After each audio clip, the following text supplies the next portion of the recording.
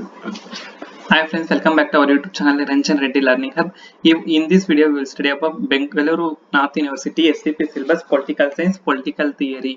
ಈ ಒಂದು ವಿಡಿಯೋದಲ್ಲಿ ಪ್ರಜಾಪ್ರಭುತ್ವ ಅಂದ್ರೆ ರಾಜಕೀಯ ಸಿದ್ಧಾಂತದಲ್ಲಿ ಪ್ರಜಾಪ್ರಭುತ್ವ ಎಂಬ ಪಾಠದಲ್ಲಿ ಇಂದಿನ ವಿಡಿಯೋಗಳಲ್ಲಿ ಪ್ರಜಾಪ್ರಭುತ್ವ ಅರ್ಥ, ವ್ಯಾಖ್ಯೆಗಳು ಮತ್ತು ಅದರ ಐತಿಹಾಸಿಕ ಹಿನ್ನೆಲೆ, ಅದರ ಅಗತ್ಯ ಅಂಶಗಳು ಮತ್ತು ಅದರ ಗುಣ ಮತ್ತು ದೋಷಗಳನ್ನು ಇಂದಿನ ವಿಡಿಯೋಗಳಲ್ಲಿ ಚರ್ಚಿಸಲಾಗಿದ್ದು, ಈ ಒಂದು ವಿಡಿಯೋದಲ್ಲಿ ಪ್ರಜಾಪ್ರಭುತ್ವದ ಭವಿಷ್ಯವನ್ನು ಚರ್ಚಿಸಲಾಗುತ್ತಿದೆ, ಅಂದ್ರೆ future of democracy. Next we will move to next step. What are the topics we want to discuss in this video? ಅಂದ್ರೆ ಈ ಒಂದು ವಿಡಿಯೋದಲ್ಲಿ ನಾವು ಯಾವ ಅಂಶಗಳನ್ನೆಲ್ಲ ಚರ್ಚಿಸುತ್ತೇವೆ ಎಂಬುದನ್ನು. ಈ ಪ್ರಜಾಪ್ರಭುತ್ವ ಭವಿಷ್ಯ ಎಂಬ ಪ್ರಶ್ನೆಯನ್ನು ಇಂದಿನ ಪ್ರಶ್ನೆ ಪತ್ರಿಕೆಯಲ್ಲಿ 5 ಅಂಕಕ್ಕೆ ಕೇಳಲಾಗಿದ್ದು, ಇದು ಮುಖ್ಯವಾದ ಪ್ರಶ್ನೆಯಾಗಿದೆ. Next we will move to next step. ಪ್ರಜಾಪ್ರಭುತ್ವದ ಭವಿಷ್ಯ ಅಂದ್ರೆ ಫ್ಯೂಚರ್ ಆಫ್ ಡೆಮೋಕ್ರಸಿ. ಪ್ರಜಾಪ್ರಭುತ್ವ ಭವಿಷ್ಯ ಎಂದರೆ ಪ್ರಜಾಪ್ರಭುತ್ವವು ಭವಿಷ್ಯದಲ್ಲಿ ಅಸ್ತಿತ್ವದಲ್ಲಿರಬೇಕು ಅಂದರೆ ಅಥವಾ ಪ್ರಜಾಪ್ರಭುತ್ವ ವ್ಯವಸ್ಥೆಯು ಭವಿಷ್ಯದಲ್ಲಿ ಉತ್ತಮ ರೀತಿಯಲ್ಲಿ ನಡೆಯಬೇಕಾದರೆ ಅವಶ್ಯಕವಾಗಿರುವ ಅಂಶಗಳನ್ನು ಪ್ರಜಾಪ್ರಭುತ್ವದ ಭವಿಷ್ಯ ಎನ್ನಲಾಗುತ್ತದೆ. ಪ್ರಜಾಪ್ರಭುತ್ವವು ನಡೆಯುವುದೇ ವಿಮರ್ಶೆ, ಚರ್ಚೆಗಳಿಂದ.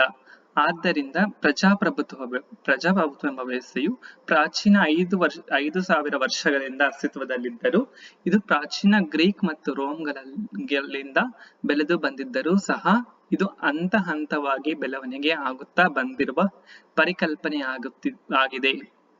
ಅಂದರೆ ಇದು ಪ್ರಾಚೀನ ಗ್ರೀಕ್ ಮತ್ತು ರೋಮ್ಗಳಲ್ಲಿ ಹಾಗೂ ಮಧ್ಯಕಾಲೀನ ಯುಗದಲ್ಲಿ ಹಾಗೂ ಆಧುನಿಕ ಕಾಲದಲ್ಲಿ ಹಂತ ಹಂತವಾಗಿ ವಿವಿಧ ಹಂತಗಳ ಮೂಲಕ ಬೆಳೆದು ಅಸ್ತಿತ್ವಕ್ಕೆ ಬಂದಿರುವುದಾಗಿರುತ್ತದೆ.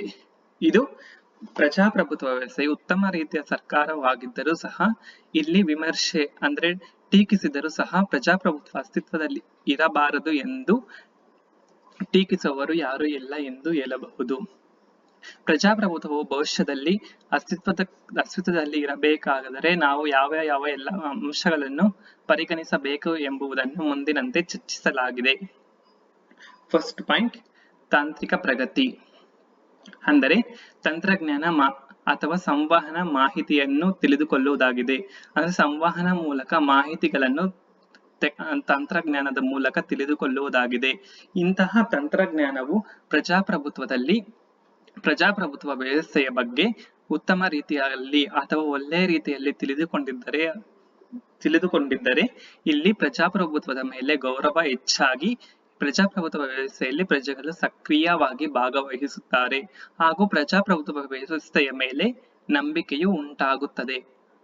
ಅಥವಾ ಪ್ರಜಾಪ್ರಭುತ್ವ ವಿರುದ್ಧವಾಗಿ ಅಥವಾ ಪ್ರಜಾಪ್ರಭುತ್ವ ವ್ಯವಸ್ಥೆಯ ಮೇಲೆ ಅಪನಂಬಿಕೆಗಳು ಅಥವಾ ಪ್ರಜಾಪ್ರಭುತ್ವ ವಿರುದ್ಧವಾಗಿ ಪ್ರಚಾರ ಮಾಡಿದ್ದೇ ಆದಲ್ಲಿ ಅಲ್ಲಿ ಪ್ರಜಾಪ್ರಭುತ್ವದ ಮೇಲೆ ಗೌರವ ಹೋಗಿ ಪ್ರಜಾಪ್ರಭುತ್ವ ತನ್ನ ಮಹತ್ವವನ್ನು ಕಳೆದುಕೊಳ್ಳುತ್ತದೆ.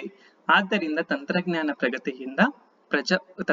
ಪ್ರಗತಿಯು ಉತ್ತಮ ರೀತಿಯಲ್ಲಿದ್ದರೆ ಅಥವಾ ಇದು ಪ್ರಜಾಪ್ರಭುತ್ವವನ್ನು ಉತ್ತೇಜಿಸುವ ವಿಧದಲ್ಲಿದ್ದರೆ ಇಲ್ಲಿ ಪ್ರಜಾಪ್ರಭುತ್ವ ಭವಿಷ್ಯದಲ್ಲಿ ಇರುತ್ತದೆ. ಇಲ್ಲದಿದ್ದರೆ ಪ್ರಜಾಪ್ರಭುತ್ವದ ವಿರುದ್ಧವಾಗಿ ತಂತ್ರಜ್ಞಾನ ಮಾಹಿತಿ ಹೆಚ್ಚಾದರೆ ಇಲ್ಲಿ ಪ್ರಜಾಪ್ರಭುತ್ವ ಭವಿಷ್ಯದಲ್ಲಿ ಅಸ್ತಿತ್ವದಲ್ಲಿರಲು ಸಾಧ್ಯವಿಲ್ಲ. ಆದ್ದರಿಂದ ತಂತ್ರಜ್ಞಾನ ಪ್ರಗತಿಯು ಪ್ರಜಾಪ್ರಭುತ್ವಕ್ಕೆ ಒಳ್ಳೆಯದು ಹೌದು ಹಾಗೂ ಕೆಟ್ಟದ್ದು ಹೌದು. Next point, second point, globalisation ಅಂದರೆ ಜಾಗತೀಕರಣ. ಅಂದರೆ ಇತ್ತೀಚಿನ ದಿನಗಳಲ್ಲಿ ಜಾಗತೀಕರಣ ಹೆಚ್ಚಾಗಿ ಅಂತಾರಾಷ್ಟ್ರೀಯ ಸಂಪರ್ಕ ಹೆಚ್ಚಾಗುತ್ತದೆ. ಅಂದರೆ ಒಂದು ರಾಷ್ಟ್ರವು ಇನ್ನೊಂದು ರಾಷ್ಟ್ರದ ಮೇಲೆ ಅವಲಂಬನೆ ಹೆಚ್ಚಾಗಿರುತ್ತದೆ. ಇದರಲ್ಲಿಯೂ ಹವಾಮಾನ ಬದಲಾವಣೆ ಹಾಗೂ ಸಾಂಕ್ರಾಮಿಕ ರೋಗಗಳು, ಅಂತಾರಾಷ್ಟ್ರೀಯ ಸಂಘರ್ಷಗಳು ಇರುವುದರಿಂದ ಅಂತಾರಾಷ್ಟ್ರೀಯ ಸಂಪರ್ಕ ಹೆಚ್ಚು ಮಹತ್ವವಾಗಿರುತ್ತದೆ. ಇಂತಹ ಅನೇಕ ಸಮಸ್ಯೆಗಳನ್ನು ಬಗೆಹರಿಸಿಕೊಳ್ಳಲು ಒಂದು ರಾಷ್ಟ್ರವು ಇನ್ನೊಂದು ರಾಷ್ಟ್ರದ ಮೇಲೆ ಅವಲಂಬಿ ಆಗಿರಬೇಕಾಗುತ್ತದೆ. ಆದ್ದರಿಂದ ಪ್ರಜಾಪ್ರಭುತ್ವ ಉಳಿಸಿಕೊಳ್ಳಬೇಕು ಅಥವಾ ಬೆಳೆಸಿಕೊಳ್ಳಬೇಕಾದರೆ ಅಂತಾರಾಷ್ಟ್ರೀಯ ಸಂಪರ್ಕಕ್ಕೆ ಒಳಗಾಗಿರಬೇಕು ಹಾಗೂ ಅಂತಾರಾಷ್ಟ್ರೀಯ ನೀತಿಗೆ ಬದ್ಧವಾಗಿದ್ದರೆ ಹಾಗೂ ನಮ್ಮ ರಾಷ್ಟ್ರವು ಇತರೆ ರಾಷ್ಟ್ರಗಳೊಂದಿಗೆ ತುಂಬಾ ಸ್ನೇಹಮಯ ಸಂಪರ್ಕವಿದ್ದರೆ ಪ್ರಜಾಪ್ರಭುತ್ವವನ್ನು ಒಳ್ಳೆಯ ರೀತಿಯಲ್ಲಿ ಬೆಳೆಸಿಕೊಳ್ಳಲು ಸಾಧ್ಯವಾಗುತ್ತದೆ. ನೆಕ್ಸ್ಟ್ ಪಾಯಿಂಟ್, ನಂಬಿಕೆಯ ಸವೆತ. ಥರ್ಡ್ ಪಾಯಿಂಟ್, ನಂಬಿಕೆಯ ಸವೆತ ಅಂದರೆ ಪ್ರಜಾಪ್ರಭುತ್ವ ವ್ಯವಸ್ಥೆಯಲ್ಲಿ ಅನೇಕ ಅಪಪ್ರಚಾರಗಳು ಅಥವಾ ರಾಜಕೀಯ ಸಂಸ್ಥೆಗಳು ಹಾಗೂ ರಾಜಕೀಯ ಅಧಿಕಾರಿಗಳ ವಿರುದ್ಧ ಅಪನಂಬಿಕೆಗಳು ಪ್ರಚಾರವಾಗಿದ್ದೇ ಆದಲ್ಲಿ ಆಗ ಅವರ ಮೇಲೆ ನಂಬಿಕೆ ಕಡಿಮೆಯಾಗುತ್ತದೆ. ಆದ್ದರಿಂದ ಪ್ರಜಾಪ್ರಭುತ್ವವನ್ನು ಟೀಕಿಸುತ್ತಾರೆ. ಆದ್ದರಿಂದ ಅಧಿಕಾರಿಗಳು ಅಥವಾ ರಾಜಕೀಯ ಸಂಸ್ಥೆಗಳು ಪಾರದರ್ಶಕತೆ ಅಥವಾ ತಮ್ಮ ಪ್ರಣಾಳಿಕೆಗಳ ಮೂಲಕ ಅವರಿಗೆ ವಿಧೇಯತೆಯಾಗಿದ್ದಲ್ಲಿ ಅಲ್ಲಿ ಪ್ರಜಾಪ್ರಭುತ್ವ ಬೆಳೆಯುತ್ತದೆ. ಇಲ್ಲದಿದ್ದರೆ ಅವರ ನಂಬಿಕೆ ಕಳೆದು ಹೋದರೆ ಅಲ್ಲಿ ಪ್ರಜಾಪ್ರಭುತ್ವವು ಅಸ್ತಿತ್ವದಲ್ಲಿರಲು ಸಾಧ್ಯವಿಲ್ಲ. ನೆಕ್ಸ್ಟ್ ಪಾಯಿಂಟ್, 4th ಪಾಯಿಂಟ್, ಜನಪ್ರಿಯತೆ ಮತ್ತು ಅಧಿಕಾರಶಾಹಿ. ಅಂದರೆ ಸಾಂಪ್ರದಾಯಿಕ ಪ್ರಜಾಪ್ರಭುತ್ವ ವಿರುದ್ಧವಾಗಿ, ಅಂದರೆ ಈಗಾಗಲೇ ಪ್ರಜಾಪ್ರಭುತ್ವ ವ್ಯವಸ್ಥೆಯು ಅಸ್ತಿತ್ವದಲ್ಲಿರುತ್ತದೆ. ಅದಕ್ಕೆ ವಿರುದ್ಧವಾಗಿ ನಿರಂಕುಶ ಸರ್ಕಾರಗಳು ಅಥವಾ ಪರ್ಯಾಯ ಸರ್ಕಾರಗಳು ಅಸ್ತಿತ್ವಕ್ಕೆ ಬರಬೇಕೆಂದು ತಮ್ಮ ಪ್ರತಿನಿಧಿಗಳು ವಾದಿಸುತ್ತಾರೆ. ಅಂದರೆ ಸಾಂಪ್ರದಾಯಿಕ ಪ್ರಜಾಪ್ರಭುತ್ವ ವ್ಯವಸ್ಥೆಯಲ್ಲಿ ಹೆಚ್ಚುತ್ತಿರುವ ಅಸಮಾನತೆ, ಭ್ರಷ್ಟಾಚಾರ ಹಾಗೂ ತಮ್ಮ ಸಂಸ್ಕೃತಿಯನ್ನು ಬೆಳೆಸಿಕೊಳ್ಳಲು ಅದಕ್ಕೆ ಪರಿಹಾರವಾಗಿ ಹೊಸ ವ್ಯವಸ್ಥೆಗೆ ಹೆಚ್ಚು ಬೆಂಬಲ ನೀಡುವುದರಿಂದ ಇಲ್ಲಿ ಜನಪ್ರಿಯವಾಗಿ ಹಾಗೂ ಅಧಿಕಾರಶಾಹಿ ವ್ಯವಸ್ಥೆ ಅಸ್ತಿತ್ವಕ್ಕೆ ಬರಲು ಸಾಧ್ಯವಿರುತ್ತದೆ. ಆದ್ದರಿಂದ ಪ್ರಜಾಪ್ರಭುತ್ವ ವ್ಯವಸ್ಥೆಯು ಮುಂದಿನ ದಿನಗಳಲ್ಲಿ ಅಥವಾ ಭವಿಷ್ಯದಲ್ಲಿ ಇರಲು ಸಾಧ್ಯವಿಲ್ಲ. ನೆಕ್ಸ್ಟ್ ಪಾಯಿಂಟ್, 5th ಪಾಯಿಂಟ್, ಯುವಕರ ಭಾಗವಹಿಸುವಿಕೆ, ಪಾರ್ಟಿಸಿಪೇಷನ್ ಆಫ್ ಯೂತ್ಸ್. ಅಂದರೆ ಪ್ರಜಾಪ್ರಭುತ್ವ ವ್ಯವಸ್ಥೆಯಲ್ಲಿ ಎಲ್ಲಾ ಸಮಸ್ಯೆಗಳು, ಅಂದರೆ ಹವಾಮಾನ ಬದಲಾವಣೆಗಳಲ್ಲಿ ಹಾಗೂ ಅಸಮಾನತೆಯನ್ನು ಹೋಗಲಾಡಿಸಲು ಹಾಗೂ ಆರ್ಥಿಕ ಸಮಾನತೆಯನ್ನು ಸ್ಥಾಪಿಸಲು ಪ್ರಜಾಪ್ರಭುತ್ವ ವ್ಯವಸ್ಥೆಯಲ್ಲಿ ಯುವಕರು ಯಥೇಚ್ಛವಾಗಿ ಭಾಗವಹಿಸಬೇಕು. ಯುವಕರು ಪ್ರಜಾಪ್ರಭುತ್ವ ವ್ಯವಸ್ಥೆಯಲ್ಲಿ ಅಥವಾ ಸರ್ಕಾರಗಳಲ್ಲಿ ಯಥೇಚ್ಛವಾಗಿ ಭಾಗವಹಿಸುವುದರಿಂದ ಅಲ್ಲಿ ಆಗ ಯುವಕರ ಸಮಸ್ಯೆಗಳನ್ನು ತಿಳಿದುಕೊಳ್ಳಬಹುದು ಹಾಗೂ ಅವರಿಗೆ ಸಂಬಂಧಿಸಿದಂತೆ ಅಥವಾ ಅವರಿಗೆ ಉಪಯೋಗವಾಗುವ ಕಾನೂನುಗಳನ್ನು ಜಾರಿಗೆ ತರುವುದರಿಂದ ಅಲ್ಲಿ ಯುವಕರಿಗೆ ಪ್ರಜಾಪ್ರಭುತ್ವ ವ್ಯವಸ್ಥೆಯ ಮೇಲೆ ಗೌರವ ಹೆಚ್ಚಾಗಿ ಹಾಗೂ ಅದನ್ನು ಸಂರಕ್ಷಿಸುವ, ಅದನ್ನು ಉಳಿಸಿಕೊಳ್ಳುವ ಪ್ರಯತ್ನ ಮಾಡುತ್ತಾರೆ. ಆದ್ದರಿಂದ ಯುವಕರು ಭಾಗವಹಿಸುವುದರಿಂದ ಪ್ರಜಾಪ್ರಭುತ್ವವು ಯಶಸ್ವಿಯಾಗಿ ಮುನ್ನಡೆಯಲು ಸಾಧ್ಯವಾಗುತ್ತದೆ. ನೆಕ್ಸ್ಟ್ ಪಾಯಿಂಟ್, 6th ಪಾಯಿಂಟ್, ಹವಾಮಾನ ಬದಲಾವಣೆ ಮತ್ತು ಸುಸ್ಥಿರತೆ. ಅಂದರೆ ವಾತಾವರಣದಲ್ಲಿ ಆಗುವ ಏರುಪೇರುಗಳು ಅಥವಾ ಹವಾಮಾನ ಬದಲಾವಣೆ ಆಗುವುದರಿಂದ ಇಲ್ಲಿ ತಮಗೆ ಅನ್ವಯವಾಗುವಂತೆ ಶೀಘ್ರ ರೀತಿಯಲ್ಲಿ ಕಾನೂನುಗಳನ್ನು ಜಾರಿಗೆ ತರುವುದು ಹಾಗೂ ವಾತಾವರಣಕ್ಕೆ ಸಂಬಂಧಿಸಿದಂತೆ ಎಲ್ಲಾ ಪ್ರಜೆಗಳು ಅಥವಾ ಎಲ್ಲಾ ನಾಗರಿಕರು ತಮ್ಮ ಪಾತ್ರವನ್ನು ನಿರ್ವಹಿಸಬೇಕು. ಇಲ್ಲಿ ಸರ್ಕಾರವು ಅವಕಾಶ ಮಾಡಿಕೊಡಬೇಕು ಹಾಗೂ ಸರ್ಕಾರವು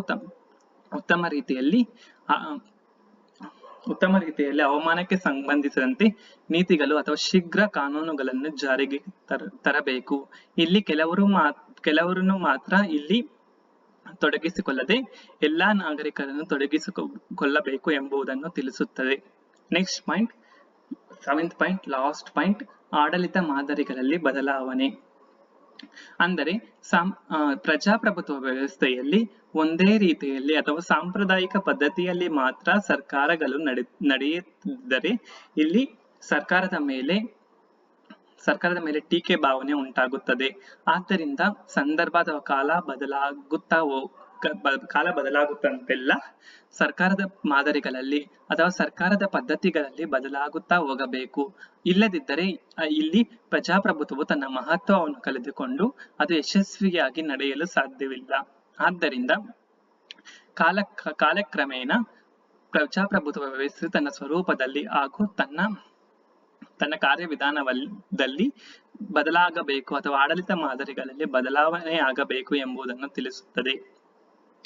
ಈ ರೀತಿ ಪ್ರಜಾಪ್ರಭುತ್ವವು ಹಂತವಾಗಿ ಬೆಳವಣಿಗೆ ಆಗಿದ್ದರೂ ಸಹ ಅದು ಒಳ್ಳೆಯ ರೀತಿಯಲ್ಲಿ ಅಥವಾ ಭವಿಷ್ಯದಲ್ಲಿ ಉತ್ತಮ ರೀತಿಯಲ್ಲಿ ಕಾಣಬೇಕಾದರೆ ಅಲ್ಲಿ ತಂತ್ರಜ್ಞಾನ ಹಾಗೂ ಅಂತಾರಾಷ್ಟ್ರೀಯ ಸಂಪರ್ಕಗಳು ಹಾಗೂ ಯುವಕರ ಭಾಗವಹಿಸುವಿಕೆ ಹಾಗೂ ತಮ್ಮ ಪ್ರಜಾಪ್ರಭುತ್ವ ತನ್ನ ಸ್ವರೂಪದಲ್ಲಿ ಅಥವಾ ಕಾರ್ಯವಿಧಾನದಲ್ಲಿ ಹೇಗೆ ಕಾರ್ಯನಿರ್ವಹಿಸುತ್ತದೆ, ಅದರಲ್ಲಿ ಯಾವ ರೀತಿ ಬದಲಾವಣೆಗಳಿರುತ್ತದೆ ಎಂಬುದು ಎಲ್ಲಾ ಅಂಶಗಳ ಆಧಾರದ ಮೇಲೆ ಪ್ರಜಾಪ್ರಭುತ್ವವು ಭವಿಷ್ಯದಲ್ಲಿ ಅಸ್ತಿತ್ವದಲ್ಲಿರುತ್ತದೆ ಅಥವಾ ಇಲ್ಲವೇ ಎಂಬುದನ್ನು ತಿಳಿದುಕೊಳ್ಳಬಹುದು. Thank you for watching.